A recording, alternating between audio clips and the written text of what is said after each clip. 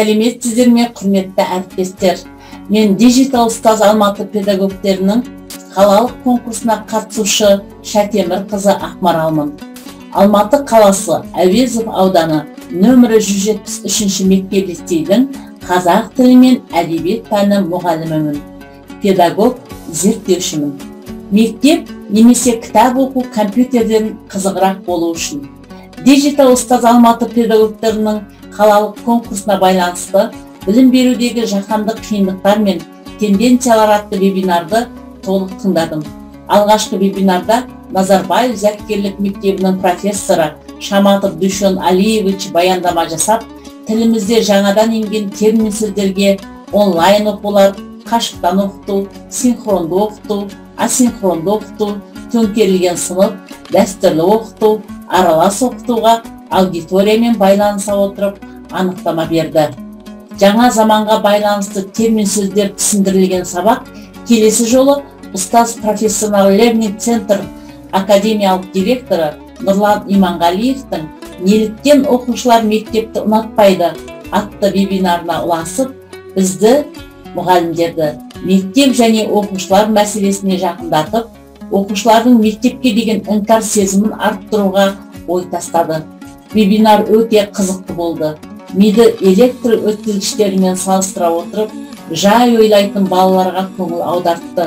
Олардың ақыл ойы жетік, бірақ берген білімді игеру үшін уақыт беру керектігіне және сыныптағы балалардың аз болуына, яғни шағын топтарға бөліп оқытудың тиімділігін атап өтті. Бәрінен де дене шынықтыру пәнінің балалардың білім сапасының артуына ықпалы зор екендігі таңғалдырды. Осы вебинардан соң қолдарын жыбырлатып, қаламсаптарын аударып төңкеріп отыратын балаларға сөйлемейтін болдым. Тек шуламаса болғаны. Бақтыгүл Бурбаева, Қазақстан медиа Нью-Йорк медиа тренерінің мультимедиалық мақала әзірлеу тақырыбы мені аса қызықтырды. Лангрид ағылшын тіліндегі long ұзақ, read оқу деген сөзінен пайда болған екен. Лангридті оқуға оқырман ұзақ уақытын жұмсайды, бірақ лангрид сіз ойлағандай іш пыстыратын жай ғана мәтін емес. Бұл мәтін, видео, инфографика, презентация мен музыканы талап ететін жиынтық ақпарат. Олар бір-бірімен тығыз байланыста болады. Олар тек мәтінді толықтырып қана қоймайды, оқырманға жаңа ақпарат беріп отырады. Мұндай ақпараттық құрылғыда мәтіннің мағынасының үйлесімділігі, оның өзге бөліктермен дұрыс байланыс орната білуі маңызды. Тіпті мәтіннің өлшемі, түстері де маңызды рөл атқарады. Лангрид бірнеше тақырыпты қамтымайды, тек бір тақырыпқа жан-жақты зерттеу жұмысын жүргізеді. Лангрид мәтін жазу несімен ерекше. Егер қызықты идея болса, қателіктерге қарамай жаза беруге болады. Жазылған мәтін сақталып тұрады, қайта оралып жазуға, түзетуге, өзгертуге болады. Мәтін ішіне түрлі суреттер қойып әсемдеуге, видеолар жүктеуге болады. Лангридті тез аяқтауға тырысудың да қажеті жоқ екен. Бұл Инстаграмдағы пост емес.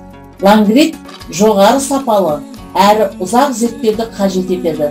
Кідіріс жасап, демалып, сосын қайтадан мәтінге оралуға болады. Бос уақытта идеялар келе бастаса, оларды блокнотқа түртіп алып, қалаған уақытта лангрид мәтінді толықтыруға болады. Мұғалімнің жеке кабинеті электрондық кітапханасы болатын Тилда сайты. Көріп отырғанымыздай, жаңа форматтағы оқыту тренді қарқынды дамып келеді. Сондықтан білім беру процесінде заманауи трендтерді пайдалану маңызды. Осы вебинардан лангридті егжей-тегжейлі түсініп, мультимедиалық лангридтің заманауи әрі қызықты екендігін сезіндім.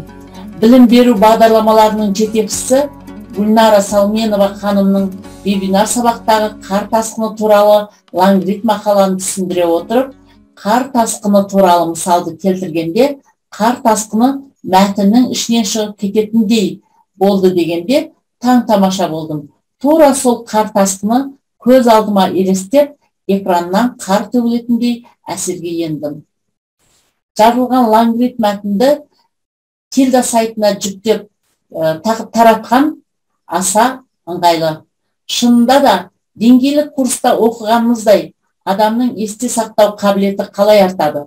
Біріншіден оқыса, екіншіден естісе, үшіншіден көрсе, төртіншіден оны басқа біреуге айтып берсе деген сияқты бір мультимедиалық лангридтің шеңберінде оған мәтін жазу арқылы, видео жүктеу арқылы, түрлі суреттер қою арқылы оны сезу мүмкіндіктерінің барлығы белсенді жұмыс істеп отырады. Сондықтан оқушылардың есте сақтау қабілеті артады, септігін тигізеді. Медиа тренер, филолог, редактор Қожабек Назгүл ханымның цифрлық баяндау атты вебинар туралы. Бұл вебинардан тағы бір жаңа құндылықты үйрендім. Сторителлинг оқиға, сюжет арқылы оқырманның немесе оқушының түпсанасына, әсер ойлау жүйесіне әсер ету. Тақырыпты құрғақ фактілермен түсіндіргеннен гөрі сурет, сюжет немесе мақал мәтелдермен әрдайым толықтыру керектігіне ой салды. Әр сабаққа, тақырыпқа мақсатты түрде суретті, сюжетті немесе мақал мәтелдерді айтып отырсақ, оқушыға сабақты есте сақтайтындай әсер ете аламыз. Қазақ тіл мен әдебиет пәні мұғалімдеріне осы вебинар сабақты толық қарап шығуын ұсынар едім. Сілтемесі мінекей берілді. Кіріп көріңіздер, алатын құндылықтар өте көп. Вебинар сабақтардың қызықтылығы соншалықты, вебинарларды қатысқан сайын біліктілігіңіз артады, ой тастайды. Жасаған әрекеттеріңізді, өтіп жүрген сабақтарыңызды саралап өтесіз. Мынау сұраққа да жауап беретін кез келді. Иә, компьютер мектептен және кітап оқудан қызығырақ. Не істесек болады? Балалардың назарын сабаққа аудару үшін TikTok, Netflix, Instagram сияқты тағы басқа платформалармен бәсекеге түсе алатындай ең алғы сайттарды, құралдарды меңгеріп, балаларға ұсыну, оларды өз шеберлігімізге таңдандыру арқылы оқушы назарын жаулап алуымыз керек. Мен бұл жауапты осы вебинардан алғандаймын. Мүмкін оқырман сіз де ой қосарсыз. Бұл қалалық байқаудың басқа байқаулардан аса бір ерекшелігі, бұл байқауда вебинарлар өткізіп, түрлі құндылықтарды үйретіп отырды. Нұрлан Иманғалиев мырза, Назгүл Қожабек ханым, Александр Оджа мырза, Динара Сағадатова, Бақтыгүл Бурбаева ханымдарға, вебинарларды өткізген спикерлерге алғысым шексіз. Алған құндылықтарымыз өте көп болды. Рахмет сіздерге. Шынымен ақ, неге мектеп немесе кітап оқуды қалай компьютерден қызығырақ етуге болады?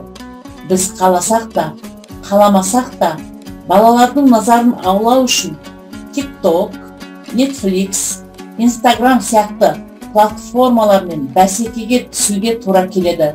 Бұл дәстүрлі оқыту әдістерін ұмытып, толықтай жаңа әдіске көшу деген сөз емес.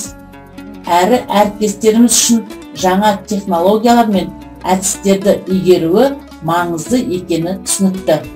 Сондықтан жоғары оқу орындарының білім беру бағдарламаларында, біліктілікті арттыру курстарында міндетті түрде жаңа технологиялар мен киберпедагогиканы оқыту қажеттілігі міндетті түрде ескерілетін болады.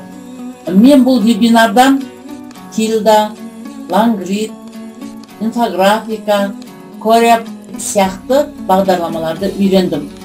Назарларыңызға рахмет.